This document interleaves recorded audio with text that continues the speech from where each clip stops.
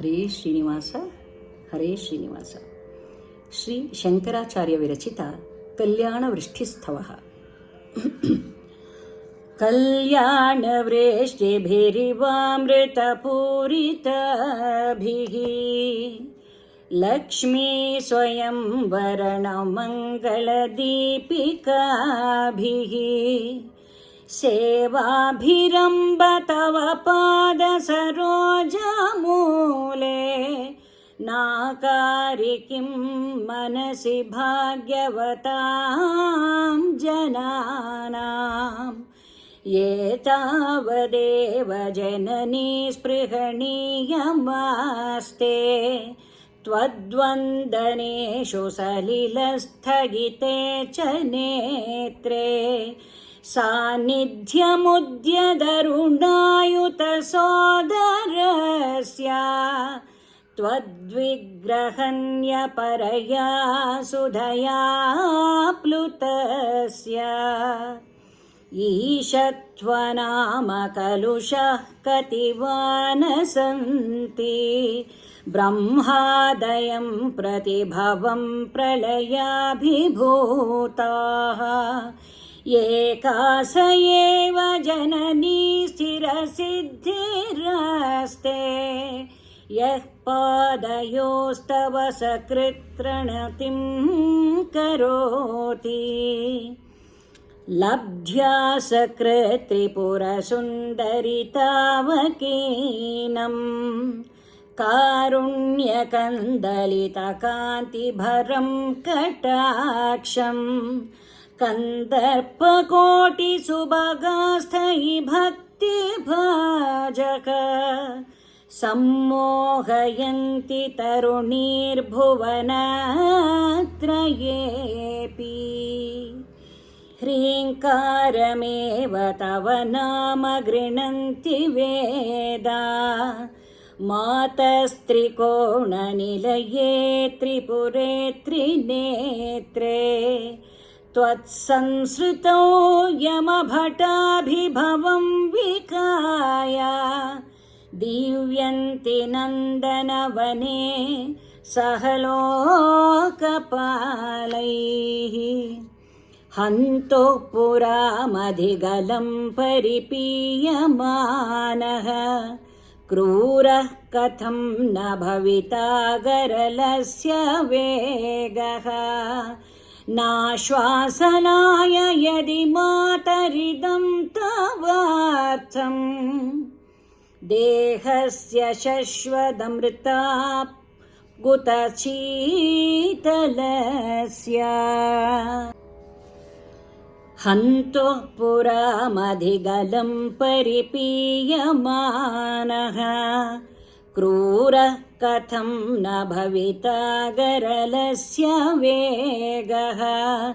ನಾಶ್ವಾಸನಾಯ ಯದಿ ಮಾತರಿದಂ ತವಾರ್ಧಂ ದೇಹಸ್ಯ ಶಶ್ವದಮೃತಾ ಪ್ಲುತಶೀತಲಸ್ಯ ಸರ್ವಜ್ಞತಾಂ ಸದಸಿ ವಾಕ್ಪಟುತಾಂ ಪ್ರಸೂತೆ ದೇವಿ ತ್ವದಂಘ್ರಿ ಸರಿಸು ಸರಸೀರುಹಯೋ ಪ್ರಣಾಮಃ ಕಿಂಚ ಸ್ಫುರನ್ಮಕುಟಮುಜ್ವಲಮಾತಾಪತ್ರಂ ದ್ವೇ ಚಾಮರೇ ಚ ಮಹತೀಂ ವಸುಧಾಂ ದಧಾತಿ ಕಲ್ಪದ್ರುಮೈರಭಿಮತ ಪ್ರತಿಪಾದನೇಷು ಕಾರುಣ್ಯವಾರಿಧಿಭಿರಂಬ ಭವತ್ಕಟಾಕ್ಷೈಃ ಆಲೋಕಯ ತ್ರಿಪುರಸುಂದರಿ ಮಾಮನಾಥಂ ತ್ವಯ್ಯೇವ ಭಕ್ತಿಭರಿತಂ ತ್ವಯಿ ಬದ್ಧತೃಷ್ಣಂ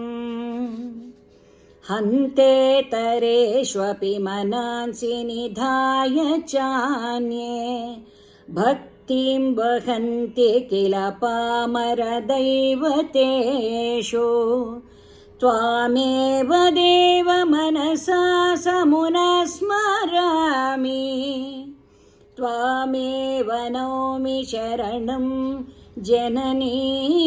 त्वमेव लक्ष्म्येषु सत्सपि कटाक्षनिरीक्षणानाम् आलोकय त्रिपुरसुन्दरि मां कदाचित्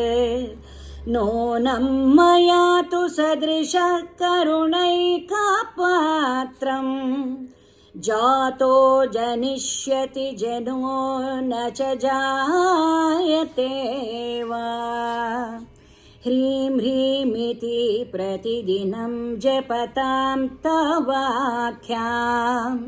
किं नाम दुर्लभमिह त्रिपुराधिवासे